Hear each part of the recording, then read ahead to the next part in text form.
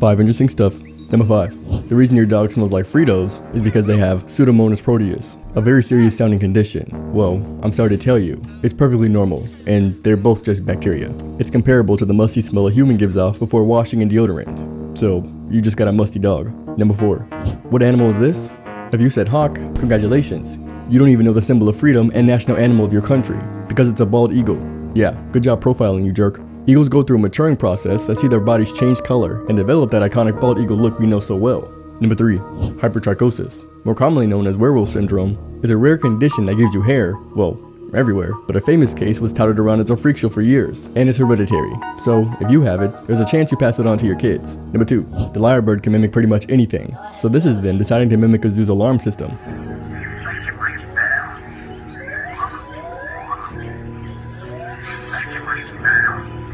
They learned it after some lions escaped once. And number 1, this is Rumeysa Gelgi, a 25-year-old Turkish woman, who also just so happens to be the tallest woman in the world. And here she is as a kid, sitting in a normal-sized chair. If you're wondering how tall she is now, she's 7'7". So, as a comparison, this is what Joe Rogan, Adolf, and LeBron James would look like next to her. To top it all off, she holds more world records, including the longest fingers on Earth, the largest hands on Earth, and the longest back. Your hot sauce's heat index. Spicy foods are measured in Scoville Units, which is the concentration of the amount of capsaicinoids in the food. As someone who's consumed hot sauce every day since they were like 7, I feel well within my right to tell you what your hot sauce says about you. Frank's Red Hot, at 450 Scoville Units. I know you've never actually tasted any other hot sauces, and you stopped at your first one and said, yeah, this is good enough. Yet the rest of us know it just tastes like salty ketchup. Texas Pete, at 750 Scoville Units. You also have never had any other hot sauce, but for some reason still feel superior because Texas was your first instead of Red Hot. Crystal at 800 Scoville Units. I have no idea what this is, but I can tell you, I know good and well not to put anything in my body that starts with Crystal. Tabasco Chipotle. At over 2 times the Scoville Units, you like spice, yet you still prefer the flavor, and that's respectable. But if I go to your house and I ask for Tabasco and you hand me this, just know I will not be returning to your home. Sriracha. And we're calling this the only sriracha in the world because I refuse to believe anyone enjoys any other brands. They're the Oreo of sriracha, if you know what I mean. Only thing is, at 2,200 Scoville Units, it's hard to believe because every time I've had this, it has such a sweet flavor, I'm not sure I've ever experienced its spice. But points for having good taste. Tapatio. This stuff tastes like lead paint, but in a good way. It can be spicy if you eat enough of it. But the next, Cholula, I feel is the one that's noticeably spicier than all the others, at 3,600 Scoville Units. It has a fine spice, but its flavor is just alright. Tabasco, at 3,750 Scoville Units. And my goat sauce. I don't think a day has gone by in the past 10 years where I didn't have this stuff. And lastly, Marie Sharp's Fiery Hot Sauce, which I don't know what this is or who Marie is, at 6,775 Scoville Units. And if you eat this stuff, you just do it for attention. So there you have it. Some ketchups, some flavor, a little spice, and an attention-seeking whore. Top 3 artifacts you've never seen. Number 3. This Acheulean hand axe, dating from around 500,000 to 300,000 years old, was discovered in 1911 and possesses one glaring and obvious special detail. The creator of this artifact intentionally flaked the stone tool to create a frame around the fossilized shell. This is especially notable because the effort to create an item with an aesthetic appeal could classify it as art. And if that is the case, and the intention of the creator truly made an effort to nap around the shell, then this piece could be considered the first work of art ever discovered. Number 2. This ancient Greek tombstone from the 2nd century. Greek tombstones aren't anything out of the ordinary for this time, but this nearly 2,000-year-old outlier actually reads in first person as Aphrodisios, the man on the tombstone. It says, Passerby, Aphrodisios is my name. I'm a citizen of Alexandria, Tros, and a leader of the chorus. I died in the most pathetic way because my wife, the dirty adulteress, whom Zeus will destroy, her secret lover, Lychon, a member of his own family, slaughtered me, still in my youth. He threw me from the heights like a discus. I was 20 years old, full of beauty, when the Moirai spun my fate and sent me as a delight to Hades. And if you didn't get that, poor Aphrodisios was being cheated on by a member of his own family. Lynchon wanted Aphrodisias' wife, all to himself, and threw Aphrodisias out of a window, where he obviously perished. In number 1, 80 years before Aphrodisios was even born, this Yakshini figure was built. It may look small, but it's actually over 6 feet tall, with a life-sized 5'2" Yakshini. This statue was found in the Ganges River near Patma by a Muslim religious instructor when he was looking for a rock. This Yakshini is a female nature spirit relevant to Hindus and Buddhists. She would have symbolized fertility and abundance, which is represented by her voluptuous exposed chest, narrow waist, and exaggerated wide hips. The statue is not realistic in its features because the features illustrate a localized surplus. Her wide hips would have symbolized easy childbearing, Her slightly hunched posture and narrow waist are caused by her sucking in her breath, which is prana, and considered the essence of life. Her spherically substantial chest represents fertility and easy milk producing capabilities. There's tons more examples of Yakshini, but this one is pretty big, pretty old, and pretty. Time out. Commercial break. Only 7% of you guys are subscribed. Help me change that. 92.4 of you guys subscribe right now while you're watching the video. That way you never miss one of these. 5 interesting stuff. Number 5. This is the Greenland shark. He's old. Like, really old. He was born before Gandhi. Actually, he was born before the United States was a thing. Actually, he's older than the King James Bible. Actually, he's older than King James himself. By over 40 years. And he's not just old and ugly with a weird eye parasite either. Even though he grows to the same size of a great white shark, homie is actually pretty chill. He's mostly blind, not aggressive, and his top speed clocks in at around 1.5 miles per hour. Being slower than a turtle on land, these bad boys eat whatever the good Lord drops them, with a diet confirmed to include fish, squid, deer, polar bears, and even horse remains that have all been found within their stomachs. Number 4. Believe it or not, butterflies actually love babies and old people more than anyone else. It's fascinating the rate at which butterflies choose to land on the outer reaches of our H-bands. It's intertwined with the deep philosophical outcome that butterflies are highly attracted to the scent of human urine. Yes, that's true. Butterflies love the smell of pee, and it just so happens that old people and young people aren't good at making it to the potty. Number 3. And if you're under 18, look away.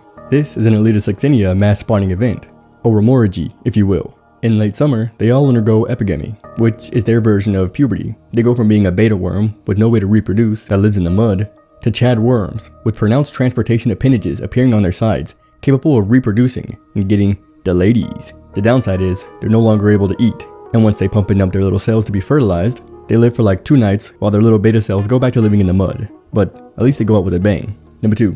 When a hermit crab finds a new shell, he checks to see if it fits. In the case that it's too big, he'll set up shop outside of it and wait. More hermit crabs will gather around the shell, all taking turns of seeing who fits into it. Whoever doesn't lines up from biggest to smallest, and when that perfect fit hermit crab does come along and claims the shell, they all start something called a vacancy chain, which is when they start exchanging their shells. They each take the shell from the bigger hermit crab that's in front of them and let the smaller one behind them get their old one. So everyone gets a new home. And number 1, this is the silky anteater. They may be the fluffiest anteaters in the world, but they're also the smallest anteaters, weighing in at around 0.5 pounds. They have no teeth, will eat up to 5,000 ants a night, and I would love to have one of these as a pet. But the only downside is, they will be babies for their entire life, because their lifespan is only around 1.5 years. The longest living one set a record in captivity and lived to the old age of 2.3 years old. So, legally, you can own one of these little guys as a pet, but we all know you can't handle parting with this little guy in a year, so please, just leave him in the jungle. Top 5 most expensive neighborhoods in America. Number 5. Port Royal, Florida. Rich people decide to live here so they don't have to pay so much in tax, while the rest of us schmucks pay out of our middle class at. Number 4. Beverly Hills, California. Rich people decide to live here because this is where the wealthy gather for the greater LA area, and Rodeo Drive. Number 3. Snowmass, Colorado. And this is where rich people that love the wintertime activities live. The Aspen Snowmass area brings the wealthiest skiers and snowboarders from all around the world, despite its terrible location. Number 2. Palm Island, Florida. Another tax haven for the rich, this island sets itself apart from the rest because it's actually man-made, and it's an island curated just for the ultra-wealthy. That way they don't get any of our poor germs on them. And number 1, Manalapan, Florida. A tax haven for the rich, on one of the best beaches in Florida. Secluded from the poors, and for some reason controlled by conservatives, this is as wealthy gets when it comes to neighborhoods in America. And I'm not sure if you notice a pattern, but even for the top 10 richest neighborhoods, they're within these 4 states. Subtract one neighborhood in Colorado, and they're in these 3 states. So if you've never been to select parts of California, New York, or Florida, there's a good chance you've never even laid your eyes on actual true wealth. Every country in the world has dogs, except that's not actually true. The Maldives, a nation with over 1,000 islands and a population of over 500,000 in the Indian Ocean, not only has no dogs, but also has a total ban on dogs. However, this ban does exclude the use of sniffer dogs to find illegal items at customs. But if you ever visit the Maldives, your dog cannot join you. Apparently, the locals of the Maldives are Muslim and have a belief that dogs are dirty, impure, and sometimes evil, unlike other pets like cats, reptiles, and fish, which are free to live their lives on the island paradise. The government also believes the existence of dogs on their islands will disturb their unique ecosystems, and to uphold all these beliefs, The Maldivian Animal Control keeps to a long-standing policy that even predates modern legal codes to keep you little Sparky, and especially Sparky's little mud pies, off their islands. Well, except for that one time a middle-aged white lady took a private yacht and snuck her little fluff ball on the beach, which obviously shocked the locals, so the two criminals hastily left the island. Bikes have a weird history, because bike chains weren't invented until 1880. When Carl von Dravis invented the first bike in 1817, it was actually just called a Swift Walker. There were no pedals, the wheels were wooden, and the frame was just a wooden beam you sat your crotch on. So you just had to pray that the blueberries weren't hurt during a bumpy ride. And it was banned from New York City 3 months after its release, presumably because Jacob Radcliffe injured his blueberries on them. Kirkpatrick Macmillan invented the first ever pedal bike, called the Velocipede, and unveiled it in 1839. The same old wooden frame with a saddle for blueberry comfort, handlebars for steering, and pedals on the axle on the front wheel. Nothing could stand in their way. Like, literally, don't stand in their way because brakes weren't invented yet. Believe it or not, and this is the last time I'll reference male reproductive organs, but the saddled velocipedes were actually worse under now pulverized berries because you had to sit upright. And unlike with tires, these wooden wheels were not built to absorb any bumps or vibrations, so during their time it was rightfully nicknamed the bone shaker. Between the late 1800s and the early 1900s, tires, bike chains, and other notable advancements were made in bike technology, but not all at once, and that's why we had things like the penny farthing. These things had them like 6 feet up in the air, had no brakes, and they wore no sort of padding. They were seen as death traps because, well, they kept killing people. They were pretty bad because whenever you fell off of them, you tended to land on your head and neck, and you sort of need those to live.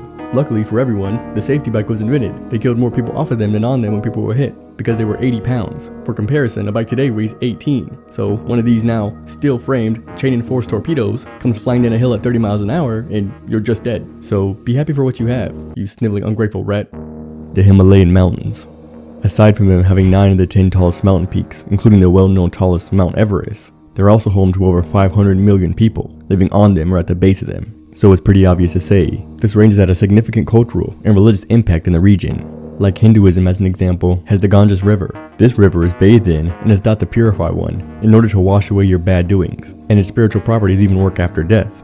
As if you throw a loved one's ashes into the river, it improves their karma. And if you think it's just a little dip and dash, think again. Over 100 million people gather in the river and bathe during Kumbh Mela, also known as the Great Pitcher Festival, which is held every 6 years. Mount Kailash is another sacred spot, and has been for many thousands of years. It's also a significant destination to Buddhism, Tibetan, and Jainism. Buddhists travel to the base of the mountain and take a 32-mile hike all the way around it, which usually takes about 3 days. And the mountain is so sacred that they don't even dare to climb it. And this area of the globe is thought to be so peaceful that there are hundreds of shrines, monasteries, and retreat centers for people to travel and visit to try their hand at things like meditation, yoga, and even achieving spiritual solace. So if you ever thought about getting spiritual, you know where to go.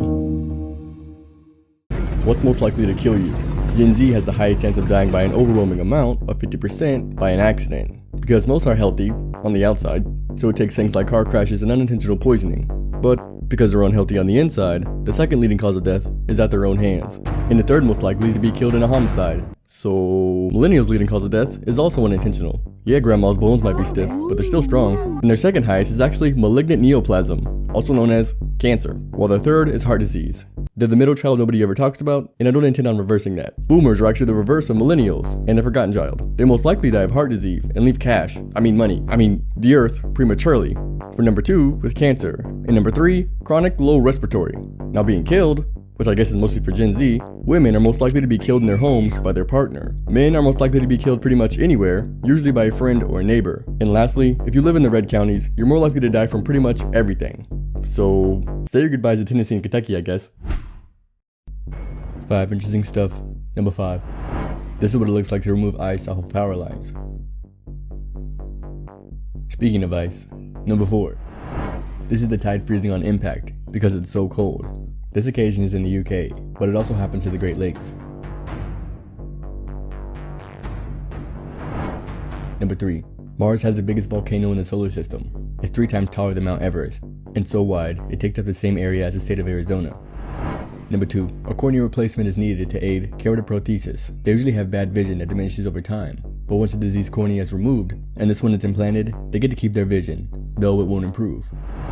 Number 1. And lastly, if you're watching this video in the US, there's a good chance you live in one of these yellow counties, as 50% of America's population live in them. For Australia, it's even more wild.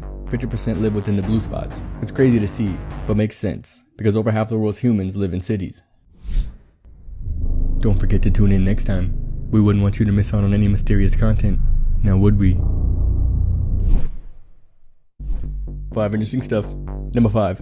Some fish walk, like the sea robins. They have 6 leg-like appendages they use for walking on the sea floor. Or if you want one that walks on land, the mud skipper. A fish that lives on land and in the water. They can decide to breathe through their mouth. If their body is wet, they can breathe right through their skin. They're kind of a cool look into the early evolution of when our fish ancestors started to leave the water as well. Number 4. This is Josh and Jeremy Slayers, who are identical twins with their wives, Brianna and Brittany, who are also identical twins. They had babies who are the same age, which makes them quaternary twins. They're technically considered cousins by marriage, but are genetically brothers, and according to DNA, these kids have 2 sets of parents. Why do you guys dress the same? Did your mama dress you? Nah, she didn't, but maybe your mama should have dressed you. Number 3. The world's smallest reptile next to a human. If you look closely, you can see he takes up exactly 1 pixel, because he's just that shrimpy. Zoom in, and you can see just how small he is. Only around ½ an inch long, but still mighty to springtails and mites. So it's not always about the length of the lizard. To other Brookies and Annas, he's average sized. Number 2. The highest point in the contiguous US is Mount Whitney in California, standing at 14,494 feet, and the lowest point is the famous Death Valley at 282 feet below sea level. It just so happens that these points are only around 80 miles apart, and if you wanted to, you could easily visit the lowest and the highest point in the same day.